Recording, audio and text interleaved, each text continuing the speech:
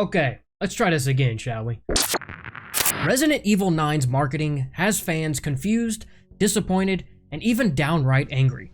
With a lack of any new content being shown for the game, no release of a public demo, to the questionable decision to include Lady D as part of the Deluxe Edition, I honestly can't blame the Resident Evil community for how they feel.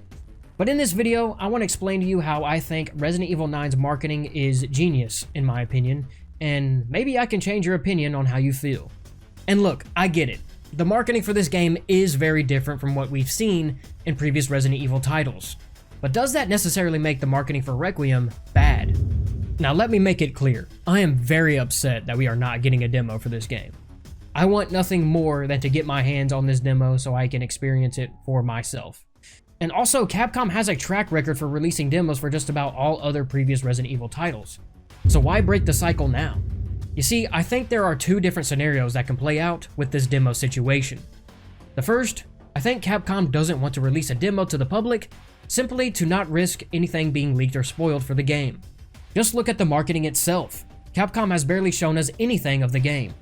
And yeah, even though this alone is upsetting most fans, it also insinuates that they don't want to show too much. Whether it be that it could bleed into spoiler territory, or they just don't want to ruin the experience you will have seeing it for the first time in game. I mean, how often do we see films and shows get flat out ruined by the excess amount of trailers, teasers, and TV spots?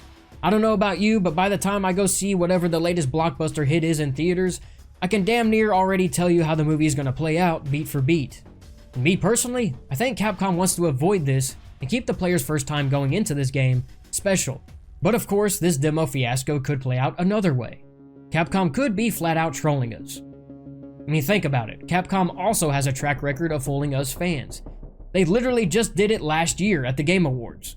Everyone was suspecting we would get our first glimpse at Resident Evil 9.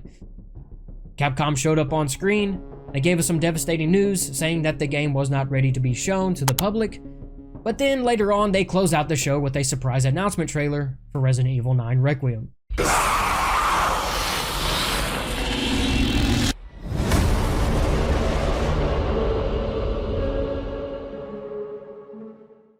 So I wouldn't entirely put it past Capcom to go ahead and announce a demo anyways. Another reason why I think we could possibly still get a demo is the article that I stated in my previous video. Kumazawa said they were not ready to release a demo to the general public, quote, at the stage. Now, this could mean several things. With the Game Awards being right around the corner, I assumed that they were not ready to show a demo or have a demo be played at the Game Awards event. Sort of like how they had at the Summer Game Fest and the Tokyo Game Show. Or this could mean at this stage in development. This could simply mean that we would be getting a demo at a later time. Now, for the Lady D stuff. This is where I am most confused and disappointed. If you weren't aware, Capcom decided to incorporate Lady D into the marketing of Resident Evil 9, even though she perished in Village. At least that is what we are made to think. Now, I'm not saying Lady D is going to make some sort of surprise return in Resident Evil 9 after Ethan severely killed her with her apparent only weakness being that dagger, but there was an article, I believe, that talked about how Capcom didn't know how much of a fan favorite Lady D would become after the release of Village. And I believe the article went into how they wish they capitalized on her character a little bit more.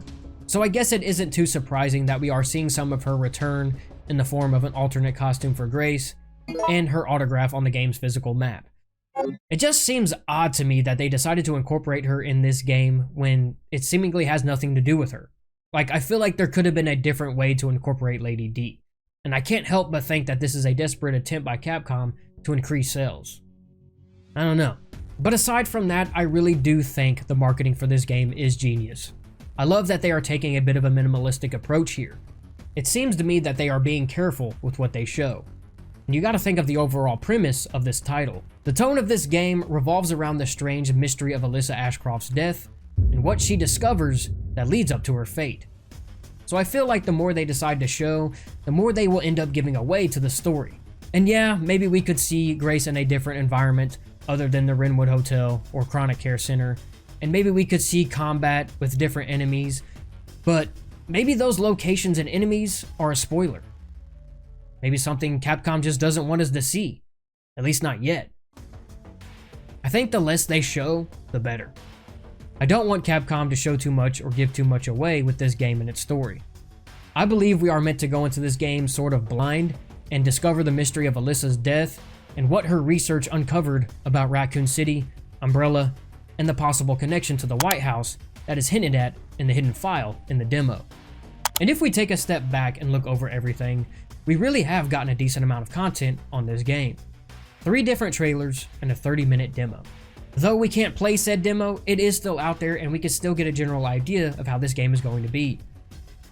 So we aren't completely left in the dark here. Unfortunately, since Capcom is choosing to show very little at this time, they are sort of forcing themselves in a box and have to show the same demo and gameplay over and over again. Compare that with nothing new to feed our eyeballs with, it will inevitably lead to some frustration. But at the end of the day, we can't let our passion for this game and its franchise boil over into frustration. And don't get me wrong, fans have every right to feel a certain way about the game and its marketing. But when it gets to the point where we talk down about the game and the studio creating it before the game is even released, it becomes counterproductive. Let's just be patient, chill out for a second, and see what Capcom is cooking up for us at the Game Awards. It's right around the corner, it's almost here, and me personally, I have a gut feeling that it's going to be something big. But the question I have for you is, what do you think of the marketing for Resident Evil 9? Do you think it's good? Do you think it's bad? And have I changed your opinion on how you feel about the marketing for Resident Evil 9 after watching this video? Let me know down in the comments. I am excited to have a conversation with you guys. Be sure to leave a like, and if you are new here, hit that subscribe button. Thanks for watching. I'll see you all in the next one.